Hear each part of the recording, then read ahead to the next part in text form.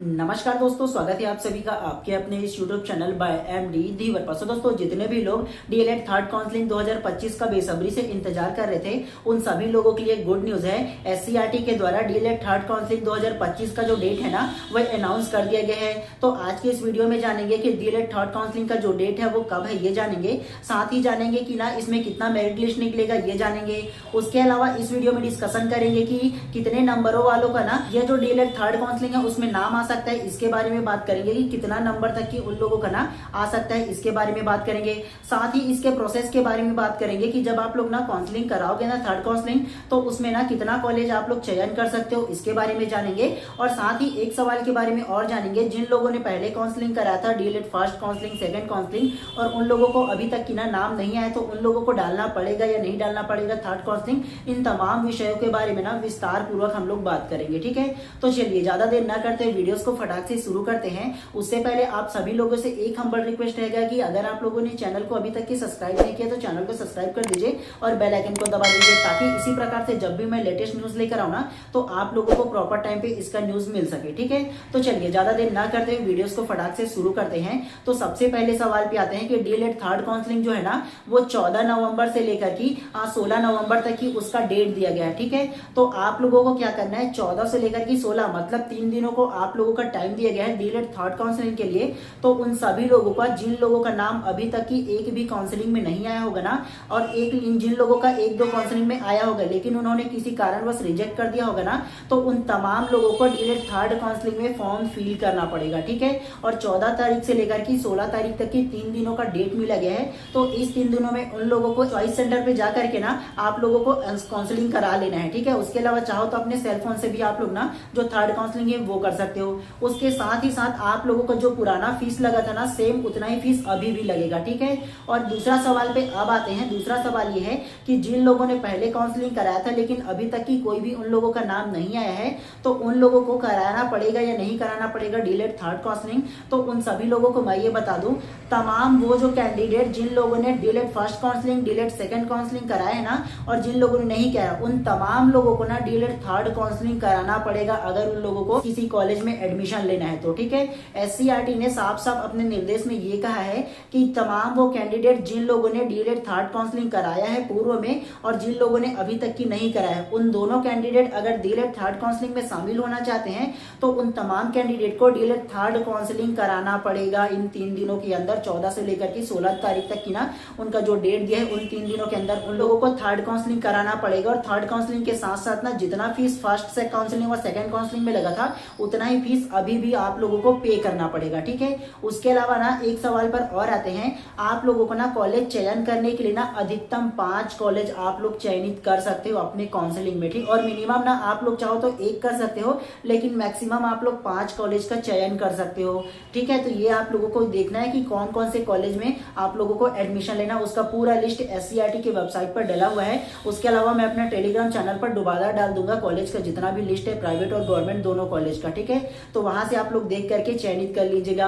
उसके अलावा vacant seat का जो डिटेल है ना वो भी आ चुका है, और उसको ना मैं अपने टेलीग्राम चैनल पर डाल दूंगा, तो वहां से भी देख लीजिएगा। जिस कॉलेज में ज्यादा सीट होगा ना उस हिसाब से आप लोग ना अपने नियर बाय कॉलेज होगा उसमें भी आप लोग ना जो काउंसलिंग है वो करा लीजिएगा आप लोग। ठीक है, उसके अलावा एक चीज आप लोगों को और बता दूं, ये जो डीएलएड थर्ड काउंसलिंग होने वाला है ना, उसमें टोटल 3 मेरिट लिस्ट निकलने वाला है। ठीक है, इसके अलावा आप लोगों को बताऊं ना कि इसका जो 3 मेरिट लिस्ट निकलेगा वो कब कब निकलेगा। तो सबसे पहला जो मेरिट लिस्ट निकलेगा वो 18 तारीख को निकलेगा, दूसरा जो मेरिट लिस्ट निकलेगा वो 1 तारीख को निकलेगा, और तीसरा जो मेरिट लिस्ट निकलेगा वो 26 तारीख को निकलेगा। ठीक है, तो टोटल ना इसमें 3 मेरिट लिस्ट निकलेगा, आप लोगों को ये ध्यान रखना है। चलिए, उसके अलावा ना एक सवाल पर आते हैं कि ये जो तीनों मेरिट लिस्ट जो आएगा ना, उसमें कितना कट ऑफ जा सकता है, इसका अगर कि मैं अनुमान लगाऊं ना, तो सबसे पहले आप लोगों ने सेकंड काउंसलिंग में देखा होगा कि सेकंड काउंसलिंग का जो कट ऑफ था ना वो 60 नंबर तक की गया था। एकदम कम के बारे में बात करूं ना, तो इसका जो सबसे कम जो नंबर आया था जो कट ऑफ का ना, वो 58 तक की आया था, मतलब 58 नंबर आया था, इससे कम नहीं आया था। आप लोगों ने देखा होगा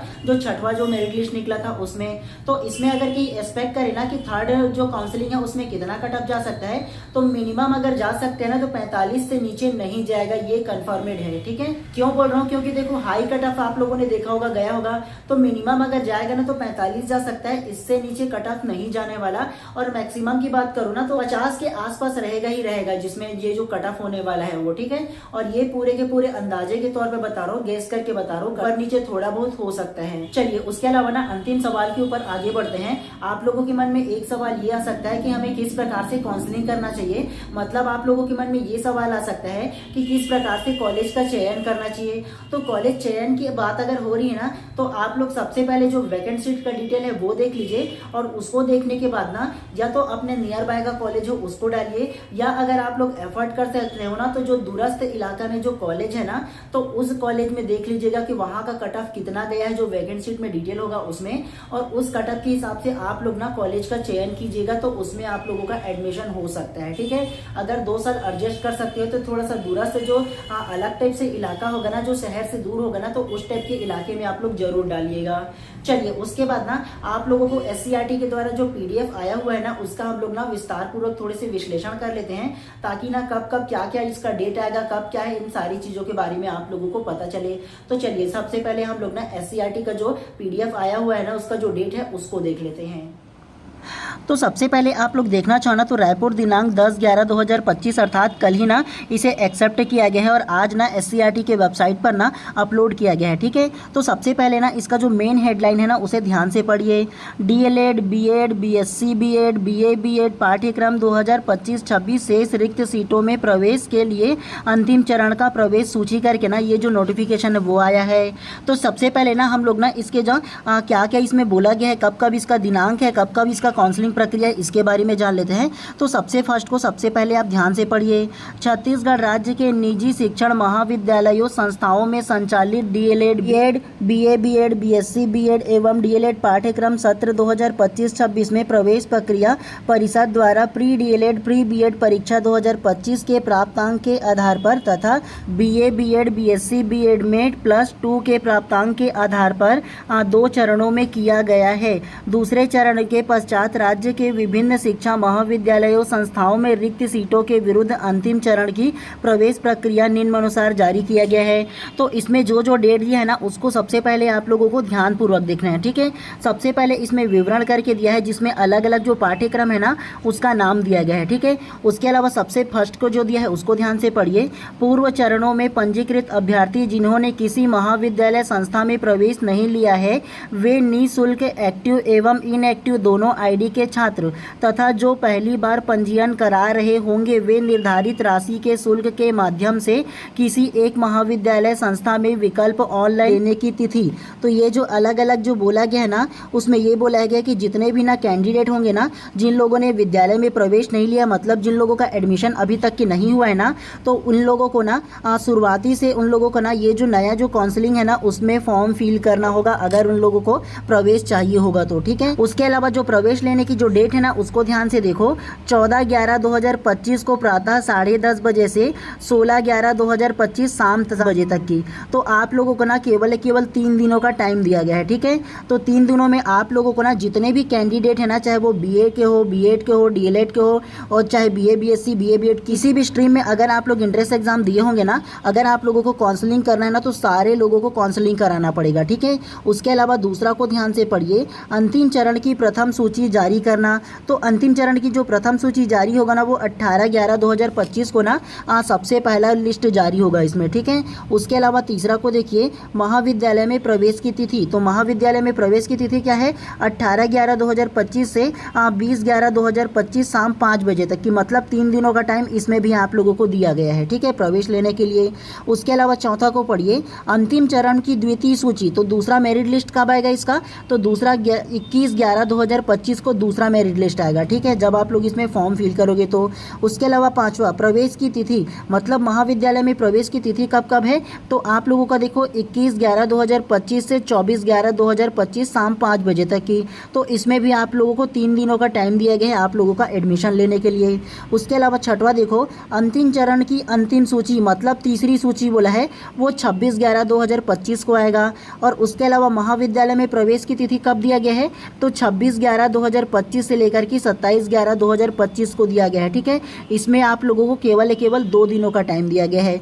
तो जितने भी लोग हैं ना, सबसे पहले क्या कीजिएगा, जितने भी लोग अगर डीएलएड में काउंसलिंग कराना चाहते हो, अभी तक कि आप लोगों को अगर प्रवेश नहीं मिला होगा, तो जितने भी लोग हैं सारे के सारे लोगों को दोबारा काउंसलिंग कराना पड़ेगा और दोबारा फीस भी पे करना पड़ेगा। ठीक है, उसके अलावा अंतिम रूप से इसमें और क्या इंस्ट्रक्शन है, ध्यान से पढ़िए आप लोग। इस चरण के आवंटन प्रक्रिया में सम्मिलित होने के लिए पंजीयन कराना अभ्यर्थी को आवश्यक होगा तथा पूर्व का पंजीयन निष्क्रिय हो जाएगा। अधिकतम 5 छात्र चाहे तो इससे कम भी विकल्प दे सकते हैं। महाविद्यालय संस्था का विकल्प देना आवश्यक है। पंजीयन व प्रक्रिया की प्रस्तुति जानकारी SCERT के वेबसाइट, ये जो वेबसाइट दी है ना, इसमें देखने के लिए बोला है। और शेष जो निर्देश है ना, वो पूर्ववत रहेगा, मतलब जैसा निर्देश पहले था ना उसी प्रकार से रहेगा बोला है। ठीक है, इस लाइन में क्या प्रॉपर आप लोगों को ध्यान देना है, ये चीज आप लोगों को बताओ ना। आप लोगों को ना, जितने भी लोग हैं उन सारे लोगों को ना दोबारा काउंसलिंग कराना पड़ेगा। और दोबारा काउंसलिंग करने के लिए ना आप लोगों को क्या करना होगा, फीस भी दोबारा आप लोगों को पे करना होगा। उसके अलावा आप लोगों ने पहले जो काउंसलिंग कराया होगा ना, वो सारे के सारे काउंसलिंग निष्क्रिय हो जाएगा, मतलब उसका कोई मतलब नहीं रहेगा। ठीक है, और इसमें एक और चीज बोला है, अधिकतम ना आप लोग 5 कॉलेज का चयन कर सकते हो और न्यूनतम कम से कम 1 कर सकते हो। ठीक है, अधिकतम 5 और न्यूनतम 1 कॉलेज का आप लोग चयन कर सकते हो। ठीक है, इस काउंसलिंग प्रक्रिया में। और आप लोगों को ना ये जो डेट दिया है ना, उसे आप लोगों को ध्यानपूर्वक देखना है। आप लोगों को 14/11/2025 से लेकर के 16/11/2025, मतलब 3 दिनों का टाइम दिया है ना आप लोगों को। तो इन 3 दिन में आप लोगों को ऑनलाइन काउंसलिंग कराना है। ठीक है, तो इन तमाम बातों को आप लोगों को याद रखना है इसके बारे में। तो चलिए, आप सभी लोगों को इतना ही इन्फॉर्मेशन देना था। आप लोगों को इन्फॉर्मेशन कैसा लगा बिल्कुल कमेंट करके बताइएगा। उसके अलावा आप लोगों के मन में और कोई सवाल हो या और कोई अलग से क्वेश्चन करना चाहते हो ना, तो कमेंट बॉक्स ओपन है, कमेंट कीजिएगा। उसका आंसर मैं भी बहुत जल्द आप लोगों को देने की कोशिश करूंगा। चलिए, आप सभी लोगों को इतना ही बताना था। आप सभी लोगों का दिन शुभ एवं मंगलमय हो। मिलते हैं इसी प्रकार से नेक्स्ट वीडियो में।